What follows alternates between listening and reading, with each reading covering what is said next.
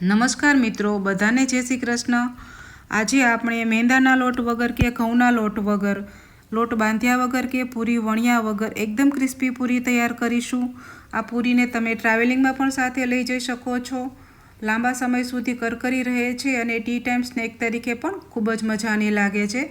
તો ચાલો મિત્રો, પૂરી બનાવવાનું શરૂ કરીએ।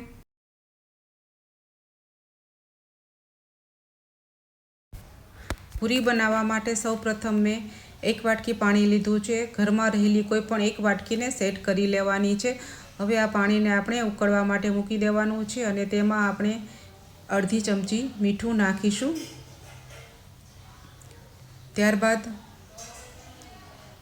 1 ચમચી આખું જીરું નાખીશું। તમે જીરાની જગ્યાએ અજમો પણ નાખી શકો છો। તમને અજમાનો ટેસ્ટ પસંદ હોય તો અજમો નાખી શકો છો। અને 2 ચમચી કલોંજી નાખીશું। કલોંજીની જગ્યાએ તમે કાળા તલ કે સફેદ તલ પણ નાખી શકો છો। અને ઉપરથી 1 ચમચી જેટલા ચીલી ફ્લેક્સ નાખીશું। જો તમારી પાસે ચીલી ફ્લેક્સ અવેલેબલ ન હોય તો લાલ મરચું પાવડર પણ નાખી શકો છો। હવે આ બધાને સરસ રીતે ઉકળવા દેશું। હવે તેમાં 1 ટમાટરની પ્યોરી નાખીને તેને હલાવી લેશું।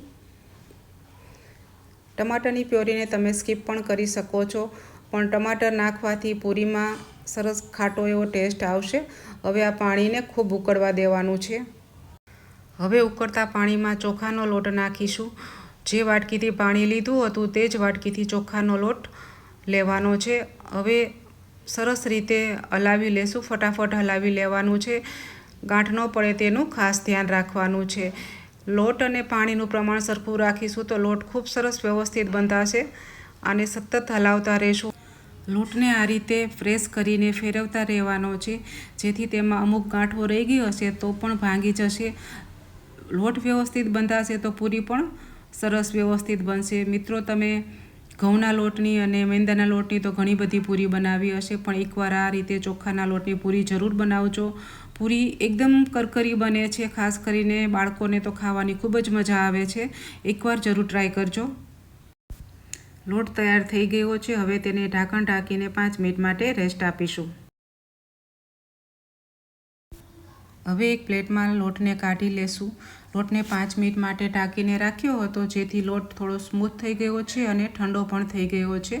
હવે તેમાં આપણે 2 ચમચી જેટલું તેલ નાખી લેશું અને લોટને કૂણી લેશું। ચોખાનો લોટ છે એટલે કૂણવો ખૂબ જરૂરી છે। લોટને કૂણવાથી લોટ એકદમ સ્મૂથ બને છે અને પૂરીમાં સરસ સ્ટ્રક્ચર આવે છે અને તળતી વખતે પૂરી ફાટતી પણ નથી। 2 થી 3 મિનિટ માટે લોટને આપણે કૂણી લેશું। હવે બંને હથેળીમાં થોડું તેલ લગાવી થોડો લોટ હાથમાં લઈને બોલ બનાવી લેશું। બોલને સરસ રીતે મસળી લેશું, જેથી તેમાં ક્રેક રહે નહીં અને તેને બંને હથેળીની મદદથી પ્રેસ કરી લેશું અને બંને અંગૂઠાની મદદથી આ રીતે પ્રેસ કરીને તેને પૂરીનો શેપ આપી દઈશું। આ રીતે આપણે પૂરીને વણ્યા વગર પણ તૈયાર કરી શકીએ છીએ। પૂરીની કિનારી ઉપર જે ક્રેક આવે છે તેનાથી પૂરી એકદમ ક્રિસ્પી બનશે। જુઓ, એક મેથડથી આપણે પૂરી તૈયાર કરી, હવે આપણે બીજી મેથડથી પૂરી તૈયાર કરીશું। લોટને થોડો હાથમાં લઈને એને પણ એ રીતે મસળીને બોલ બનાવી લેવાનો છે। હવે પ્લેટમાં થોડું તેલ લગાવીને તેની ઉપર લોટને મૂકીને એક વાટકી અથવા તો ગ્લાસની મદદથી આપણે પ્રેસ કરી લેશું। મેં ગ્લાસનો ઉપયોગ કર્યો છે, તમે વાટકીનો પણ ઉપયોગ કરી શકો છો। આ રીતે આપણે પૂરીનો શેપ આપી દઈશું। જુઓ, સરસ મજાની પૂરી બની ગઈ છે।